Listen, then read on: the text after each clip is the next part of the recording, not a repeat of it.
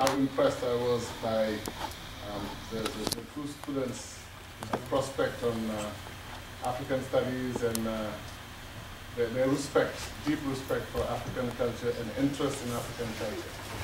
It makes you feel good that there is hope in this world.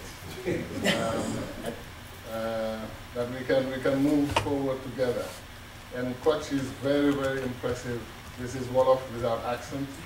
And now that he's talking about science in African studies, I believe, I don't know if you know Professor Cheikh Anta Diop. Do you? I think it's, then what do you think of what he said, that it is difficult to develop yourself or develop your economy or your country in a different language, that you have to use primarily your own, what they call native language, mother tongue in Africa.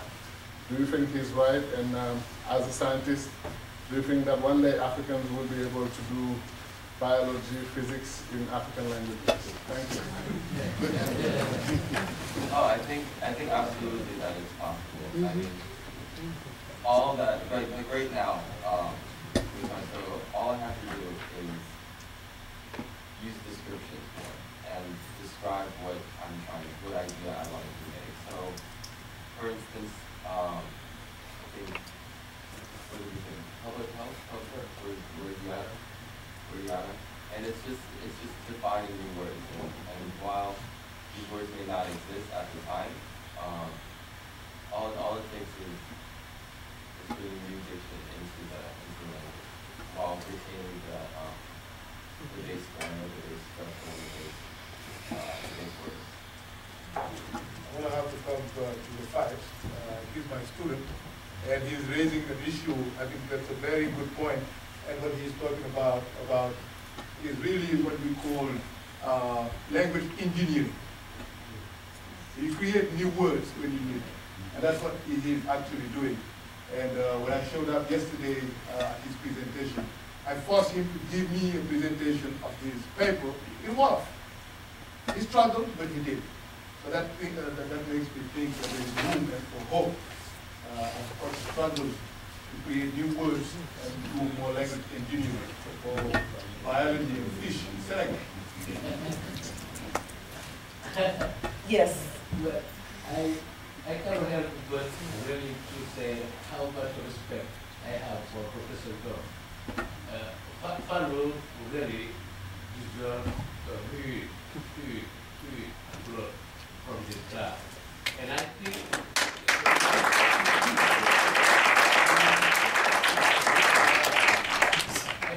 I was able to get this article in the Boston Globe. The Boston Globe was an article about him.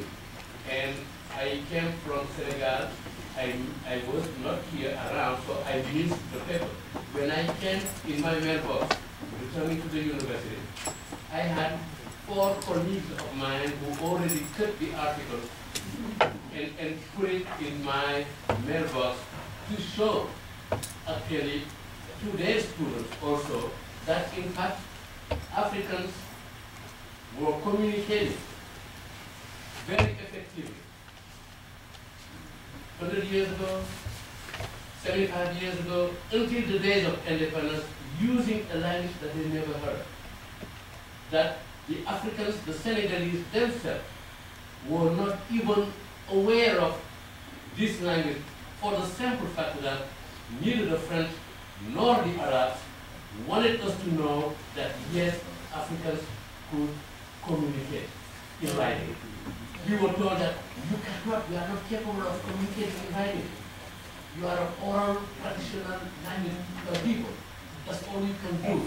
So with that negativeness, those lies just disappearing because of his presence in this region, I think is absolutely something to be. Our final question of the day. Yes. I want to thank the professor for bringing this to the limelight, and I want to thank the 2 students and in trying to give back in what I will term the sending back the international trade that has been sent here before. You're sending it back to Africa. I really, really thank you, because if you stay here and develop English to another level, it's going to be news, because other people are doing that. If you stay here and reproducing biology in a separate English language, even in what they call a Bonic language, is not going to be news. But what you're doing is news to me, and I will invite you to give us a piece of that so that we can publish it in a newspaper. It's an African newspaper that has been published here in the United States. Thank you. Thank you. I think Mel King would like to say, either say a few words or pose a question to close us out. Well, I don't close anything out. I just sit here and I wonder, weren't there scientists in Senegal, in Africa, that found ways to solve problems? Or did the way to solve problems only came when the Europeans did? I don't know, I'm a little confused. It sounds like we didn't do anything before. That looked out for health, looked out for planning, looked out for a number of things. And it seems to me that we're in danger of wiping out the past where people did solve problems. We may not have called them scientists, but they had some scientific methods to deal with things. So I just want to get something clear in my head, because it sounds like we didn't do anything prior to... Yes. So we have knowledge of the existence of bodies of knowledge, written bodies of knowledge in African languages going back more than 1,000 years. The fact that these bodies of knowledge existed was lost to us because they were deliberately hidden by people, because they were counterproductive to their own political programs. But it's the 21st century, and I'm happy to say that we have partners in the fight to recover these lost bodies of knowledge in African languages, not only because of what they symbolically represent, how symbolically important it is that we finally put this lie to bed, but because of the contents as well.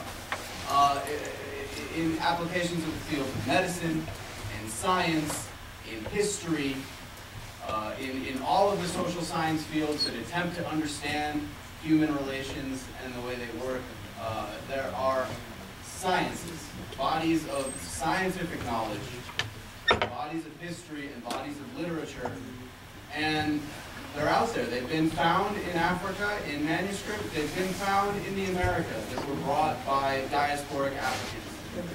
So it's just up to us now, and I'm like a kid in a candy store. Well, we're going to put it out there. We will. I'd like to thank the panelists, and I'm going to turn it over to Dovie Abbey.